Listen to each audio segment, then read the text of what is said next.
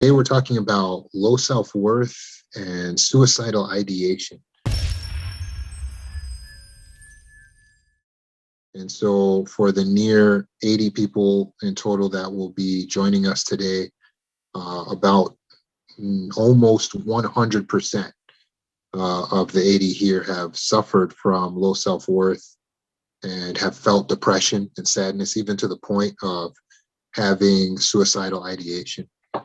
Of course, if a person is suicidal right at this moment, you should contact the suicide hotline for immediate assistance. But when a person is having suicidal ideation, it's more that they just think about it. They find their mind drifting there, sort of imagining how they might do it, what they might do, feeling like they kind of wouldn't mind dying, not feeling that sense of self-preservation. This usually comes from a deep sadness, and that sadness stems from a feeling of low self-worth, low self-esteem, which you can connect directly back to your childhood. If you were raised in a home with a narcissistic mother, for instance, like Janie was, or a narcissistic father, you may have had to work extremely hard to get any drops of validation, any drops of love, any little bit of affection. In Janie's household, she was the scapegoat. The scapegoat is the person in a family dynamic that a narcissist chooses to place all of the blame and most of the punishment and the abuse on. And by focusing the blame and the abuse and the punishment on one particular person, the narcissist is able to bully that person. And sometimes they do it covertly and privately so that other people don't realize that they're actually an abuser. And so to everyone else, they're appearing as if they're kind, funny, charismatic. But then when they deal with their scapegoat, which could be their spouse, but often it's a child in the household, then they really tear that scapegoat down. But often the narcissist really wants to convince everyone else in the family dynamic and outside the family that the problem is the scapegoat, that the problem actually all lies with this one child who is unfavored and who has been chosen to receive the brunt of the narcissistic abuse. And so they'll pick at the child, they'll tear the child down. When they see the child is happy, they'll purposely do something to make the child lose their happiness so that the child's disposition falls. And they do this on purpose. This is a form of emotional abuse. If they see the child is a little bit too independent, they'll crush it out. If they see the child's a little bit too confident, they'll crush it out. And then when the child reacts or responds in fight, flight, freeze, then the narcissist can take that response and use that as an example as to why this child deserves to be treated worse than everyone else. Narcissistic mothers will go as far as to drive their daughters to the point of mental instability or mental illness. For Janie, the pain was so intense because of the lack of love and the neglect that she felt in the household, that when she was alone, she would be tempted to just take a shard of glass and cut herself because she just wanted to feel something, to feel some release from the pain that she was feeling, this emotional pain. It's all throughout her body. The sadness was so intense that her teachers and counselors did take notice. And Janie did try to explain to a counselor at school what was happening in her household, but it was difficult. The counselor took notice and actually sent child support services, child protective services to Janie's house. But when they interviewed the parents, Janie's mom made it seem like Janie was the problem. Oh, this is my daughter. She's been such a problem. My other daughter's so good. But Janie has just always been such a problem child. I don't know. We've really tried everything we could. She made it seem like they were good parents, and Janie is just a bad apple.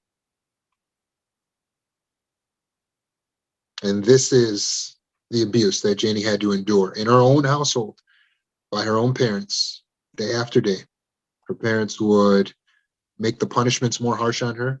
Her mother was physically abusive. She would hit her with objects that she found around the kitchen, including dishes.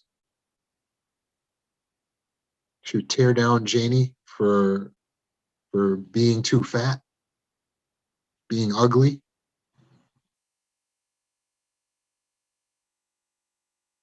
She would lock Janie out of the house, lock her in rooms, just really treat her in a brutal way. So Janie's sister sees how Janie's being treated, and it just instilled more fear in Janie's sister because Janie's being treated worse than anyone else. And even Janie's sister would be incited to kind of join in on talking negatively about Janie. Yeah, she really is a problem, you know. But this isn't something Janie's sister felt proud of. But she herself is just trying to survive in this narcissistic, triangulated, toxic family environment. Why does a narcissist do this? Why do they single out one person and then try to make that person feel bad? When they see the person's feeling good, why do they try to tear down this one person? Why do they use this terrible treatment? It is intoxicating for the narcissist to be able to control another person's reality. That's why they do it. It is intoxicating, the surge of power, the rush that they feel when they can control another person's reality, when they can see you or their scapegoat, their victim, is a little bit happy, and then they can just say something and crush that happiness out of them. That makes them feel powerful because now they're controlling another person's reality.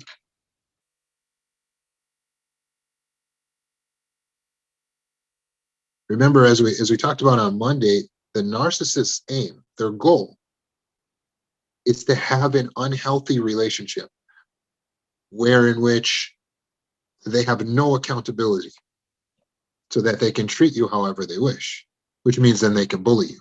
That is what a narcissist wants. They want to have a relationship where it's unhealthy and they have no accountability. What that means, let's decode that. That means that it will deplete your health. They want to tear down your health. And this doesn't stop when you get to be 18. They want to continue the toxicity for the rest of your life if you are to remain alive. And they don't care that it's depleting your mental health. You're not going to get sympathy from them. They're just going to say, see, you're the one who's crazy. You're the one who had to go to the hospital. Oh, look at you. Well, you're on medications now, so maybe that'll help you to be a better person. They will utilize your weakness as more justification for their brutality against you. So you will get no sympathy from them because they absolutely don't have empathy built up for themselves. Because the way that they survived their trauma was to get rid of empathy as a child. So now that they have a lack of empathy, now they don't mind harming others. And so when they feel that intoxication of power to be able to control the reality, there's nothing to stop them from using that for pure harm. They have no incentive to avoid harming you because they don't have empathy. So finally, when you start to get away and you start to heal, you start learning about narcissism and toxic family dynamics, the scapegoat may go back, or you may go back to that toxic family dynamic and try to explain to them the problem, or try to show them, hey, I'm a lot better now. I'm healed. But is that going to work? Of course not. They will refuse to see you any other way than as the problem. See, when Janie was growing up, when her parents would argue, they would blame Janie for their problems. Now that Janie is grown and out of the house and doing better, the parents are not going to give up their scapegoat. They're not going to give up the person that they're using to dump all of their issues on. So although Janie can come back and say, hey, I'm doing better, I understand things a lot clearer, they don't want you to understand things, because then that means you're going to understand the truth. And the truth is that they are existing in this world as inadequate persons. They are inadequate parents. That they are not fulfilling their responsibility, that they are being terrible to you. That's the truth. And they don't want to admit that. They don't want you to know that. They don't want you to let the other siblings know that. So they will continue to tear you down. In fact, they may intensify the abuse when you come back and try to act like you're healed, because they want to prove to you you're not healed, you're not getting better, and your therapy is not working. And so they intensify the abuse.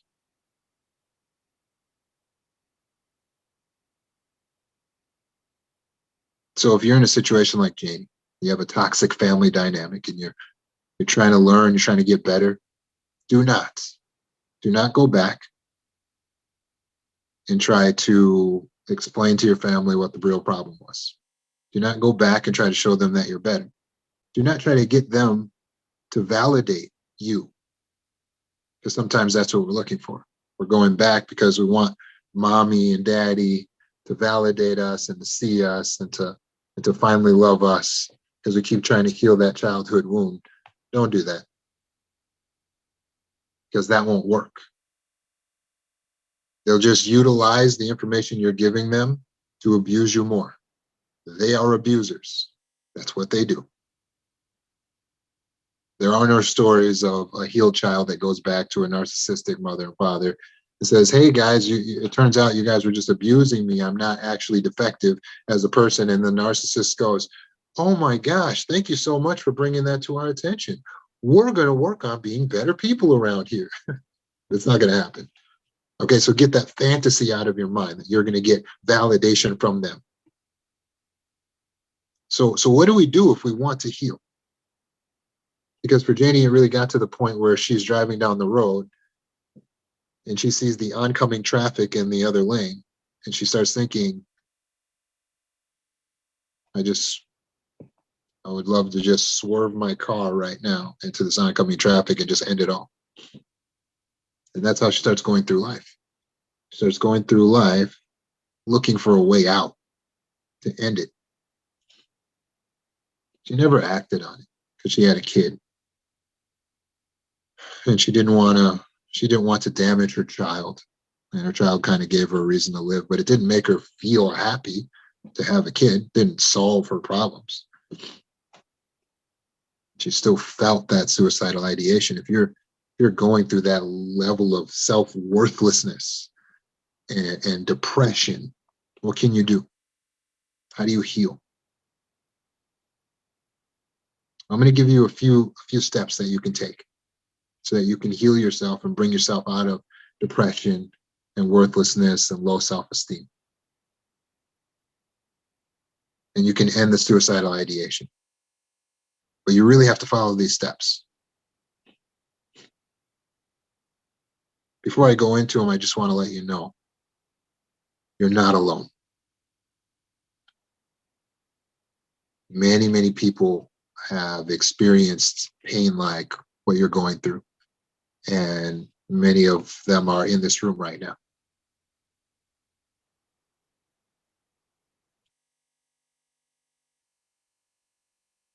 So please don't feel alone.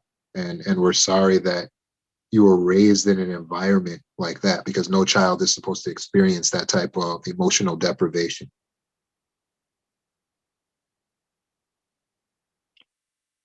Let me tell you how to get better. because it does get better, because you can be healthy. You can heal from this. Step number one,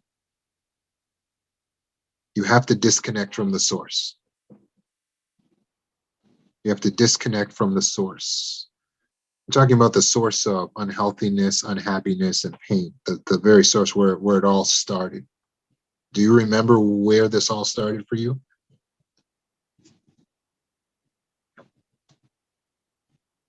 Because you were not actually born defective.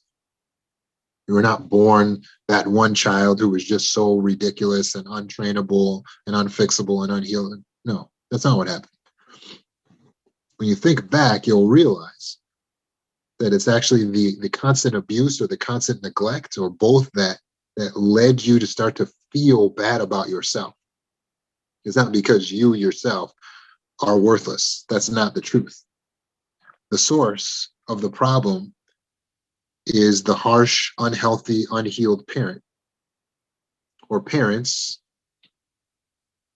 that took part in raising you in such a way where they kept a foot on your neck. It's really not raising a child at all. They were focused on holding you down. Even though this is years later, and even though you're all adults now, you need to disconnect from the source. You need to disconnect so that you're no longer looking for validation or love from a place that has proven to be an unreliable source of love. You need to disconnect so that you can get space and time to heal. Just as if a person, for instance, was infected with COVID-19 or another virus, they're recommended to quarantine themselves, right? Sometimes you need to get that space, that social distance, that quarantining from someone who has a malignant mental illness, such as narcissistic abusers. So recognize that even though someone may have the title in your life as your mother or your father or your brother or your sister, for some of us, it could be all the members of our family. For some, it's boyfriend, girlfriend, spouse. Recognize that no matter who they are, and even if you say, well, but I don't have anyone else, your path to healing starts with disconnecting from the source of the pain and the suffering. Because if you stay connected, you cannot heal. You understand? Because they are the anti-healing. Is that making sense? So the more you're with them, the more they tear you down and make you feel bad. And so even if you're going through therapy and a healing process and you're going up, they're pulling you down. So it creates a stalemate. So you do have to disconnect, and probably you've already wanted to. Probably you've already thought about disconnecting. So how do you do that? Well, first of all, you got to make sure you're unenmeshed. That means that you're not sharing living expenses, lifestyle things. You're not sharing a car, sharing a house, sharing a bank account. You got to get disconnected from them in a physical sense so that they don't have any hold on you. If you're working for them, you got to get your own work. That allows you now to get the freedom, the stance to disconnect from them in an energy sense. In order to disconnect from their energy, you have to eliminate their ability to speak words to you or to give facial expressions to you or to act towards you in a certain way. So this means that you're not going to be around them anymore in the same room. And you're not going to be talking to them via telephone and text and so on. You're going to cut them back. Now, everyone's circumstances are different, and everyone's narcissistic family members are at different levels of abuse. So you can take this in levels. You may, for your family, say, I'll let them text me still. Or you may, for your family, say, I will do phone calls, but I'll only do once a month a phone call. But the more disconnection we find, the better. That's just facts. The more disconnection from toxic, abusive family, the easier it is to heal, the more rapid the healing. This is just Statistics, it's science. You can't get around it. Your disconnection is an essential part of your healing. Well, but what if you're going to feel guilty for disconnecting? What if you're going to feel guilty? You probably will at times because you're a good person. No good person wants to just be rude or mean and cold to their own family. So there will be moments where you'll feel guilt. But for the first time in your life, every moment, you're going to feel a sense of relief, a sense of privacy, autonomy, self-worth will build, self-esteem will build, self-confidence will build. That's priceless. So what you can do is work with your trauma specialist on your guilt. That's what you take to therapy. You say, hey, I'm feeling guilty about this. Your therapist is going to help you work out the guilt.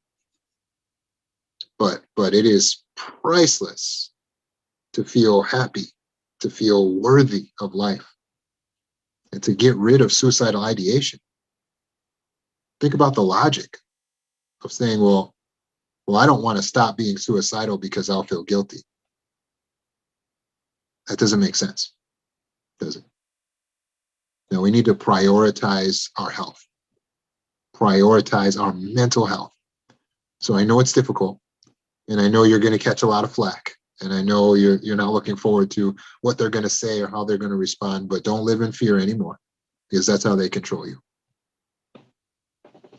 Join us, those of us who have disconnected from toxic family members, myself included. Join us, and you'll find happiness and peace as a result. But that's step number one. Step number two, once you've disconnected, that's half of it. The other half is you've got to do the work, right? So what does the work mean? Well, join my trauma recovery program, or another one that has rave reviews and absolute results. You need to join a trauma recovery program. This isn't the same as just going and getting blanket therapy. It's not all the same. Please don't make a mistake. All therapy is not the same, because not all therapists are the same. Just like in any profession, you have some that are skilled, that are really good at their job, but you have many that are marginal, that aren't really impressive with their work. So you have to really search to find a therapist that's really good. And that's why when you use the word trauma, it helps to weed out a lot, because there are some therapists that understand right away when you start talking about trauma. They say, well, you know what? I don't specialize in trauma. So you're going to need to get into a trauma recovery program, because you can heal from complex trauma, from PTSD. You can heal from anxiety. You can heal from depression, but you need to be with the right program. Because if you're with a program that says, well, we don't know of anyone that can heal from this, but here's something you can use to cope with it, then they maybe put some medication in front of you or something like that. That's all they have to offer. So you got to know how to bypass that and get to the good stuff. The programs that are a little bit more intensive that can lead to healing. So that's your step number two. You need to get into a trauma recovery program. If you're new here, this meeting is a part of an overall trauma recovery program, which involves multiple components. One, we're doing these live meetings where we discuss as a group complex trauma every Wednesday. Two, we meet every Monday to have an uplifting motivational talk. That's Mindset Mondays. Same time, same channel. Three, you are meeting with a trauma recovery specialist. Did you know that you can meet with a trauma recovery specialist at no additional cost if you are already enrolled in the trauma recovery course? So you're paying a monthly membership in the trauma recovery course, and we give you your trauma recovery specialist at no additional cost.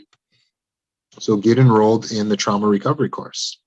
Right now, I think it's priced at $40 a month. If you can't afford the monthly course, you can utilize YouTube videos and watch one per day. Those YouTube videos are, you find them, type in Roman Zanoni and they come up, and then just subscribe to that channel and watch those YouTube videos at no cost. So you can still heal, kind of create your own trauma healing program that way. But you got to watch these videos every day. You got to be meditating 30 minutes a day. The videos will teach you how. You got to be exercising 30 minutes a day.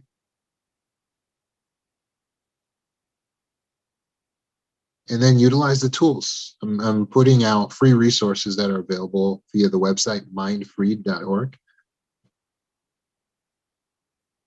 I've also published a book that just went live this week. You can find that on the website mindfreed.org as well. And the book is available on Amazon. It's available right now in hardcover, softcover, and an ebook. So when you're utilizing all of these tools, it's going to lead you to rapid healing and integration. Because the trauma is here. It's how the brain changed as a result of the dysregulation.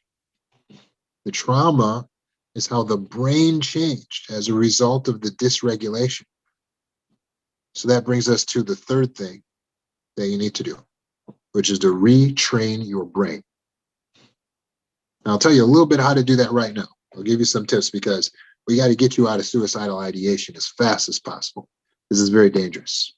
But understand what got you there. You didn't wake up one day as a kid and just start having suicidal thoughts. It came because there was something in your reality that you found to be unacceptable, even if it was as a child. And likely it was the way that you were treated. And then you start to internalize the way that you're treated to mean something about you instead of externalizing it and realizing it just means something about the treater. See, the way that they're treating you shows who they are. It doesn't show who you are.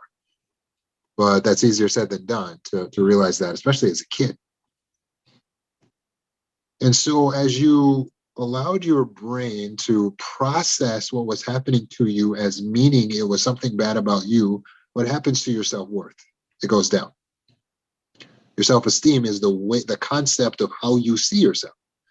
So your mother, your narcissistic mother or father wanted you to see yourself as wrong, as the problem. This worked for them because then they couldn't be held accountable for being inadequate as parents. And that's what they want, to not be held accountable.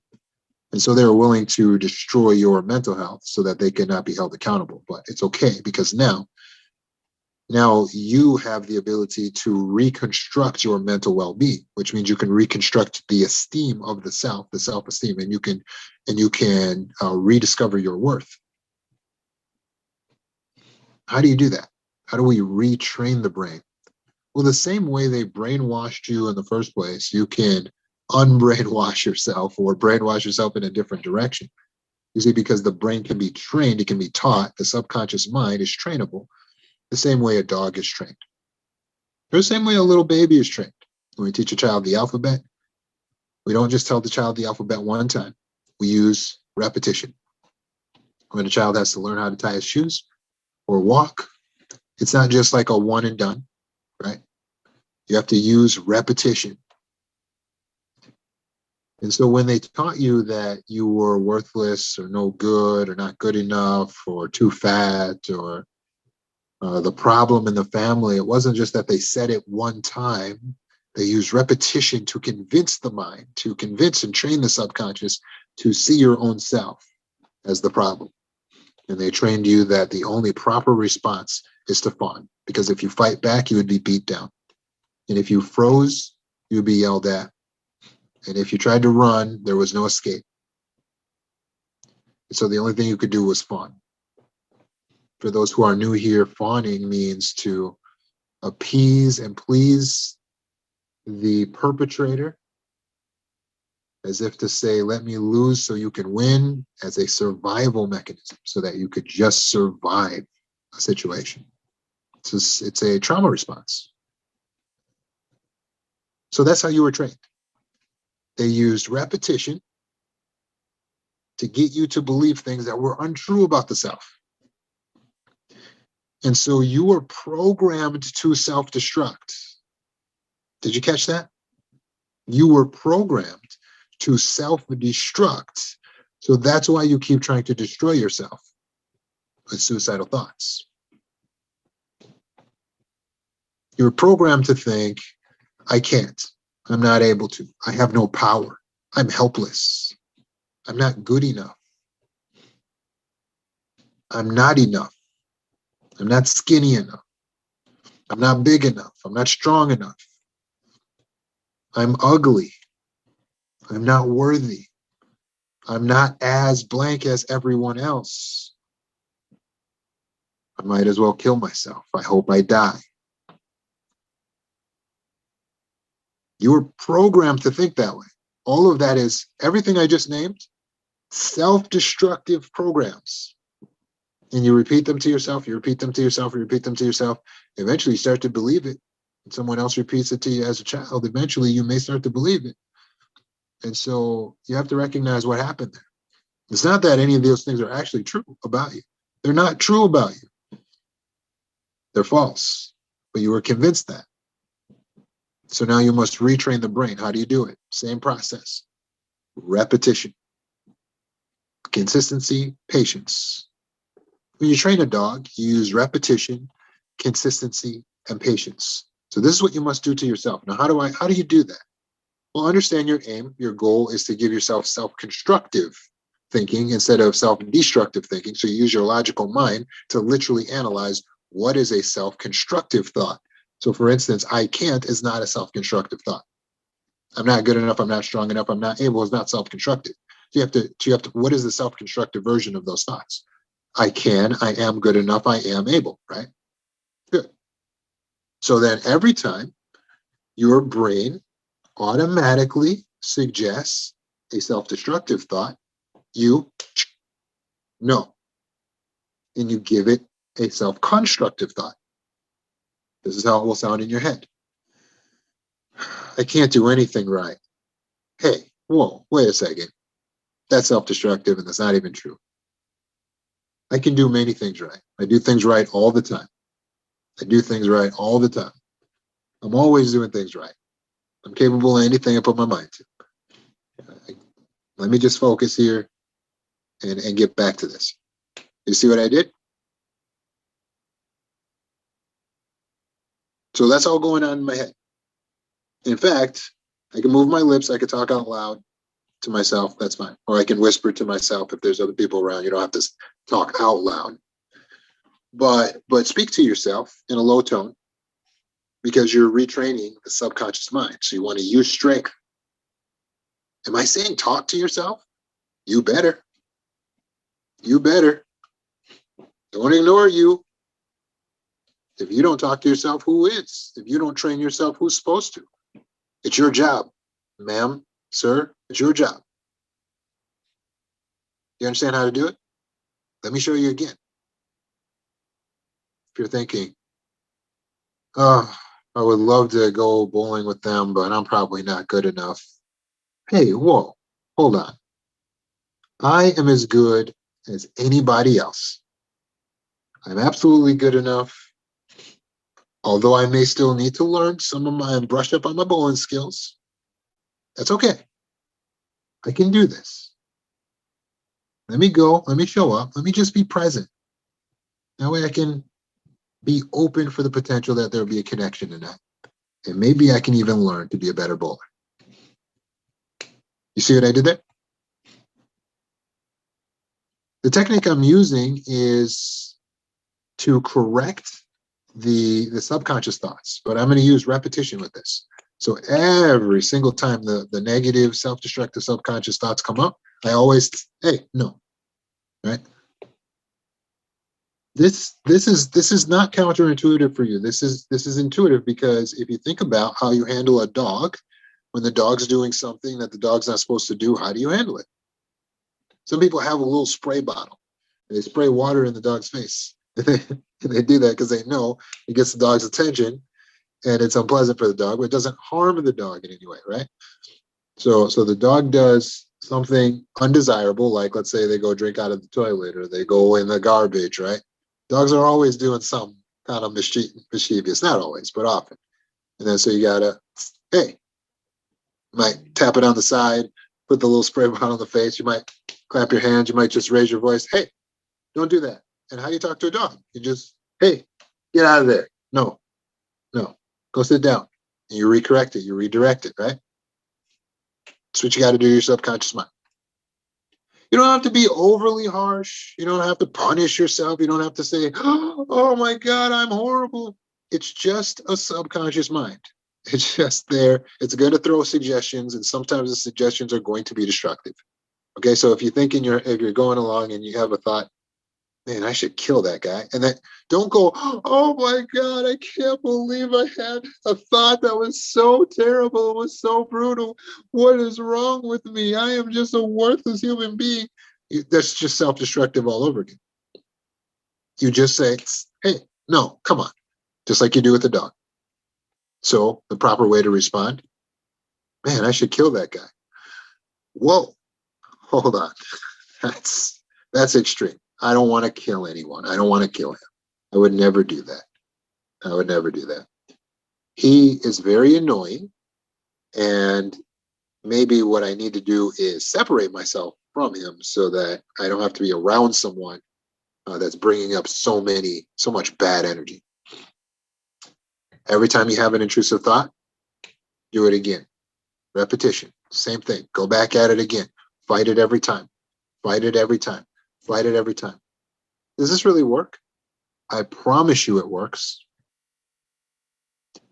Takes a little time. Takes a little time.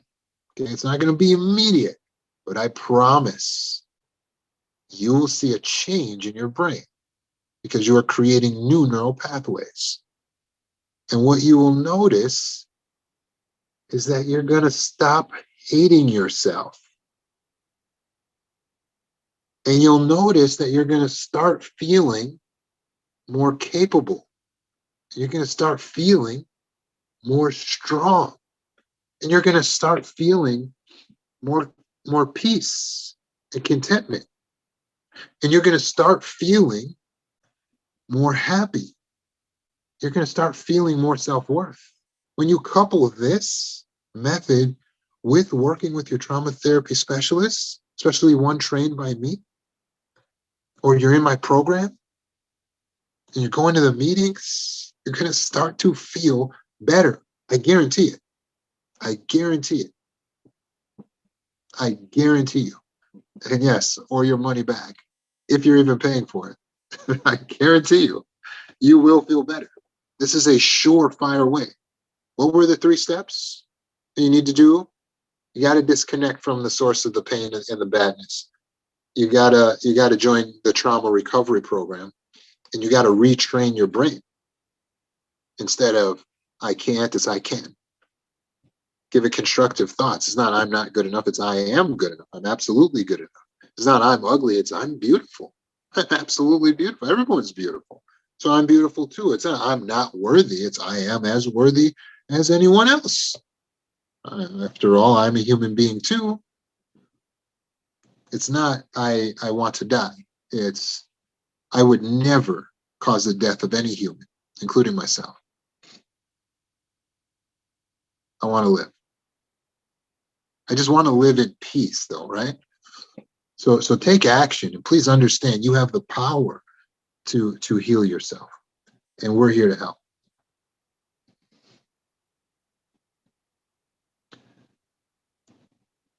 On my website, there's a phone number you can text if you want to chat with me. Otherwise, we'll see you in the recovery program.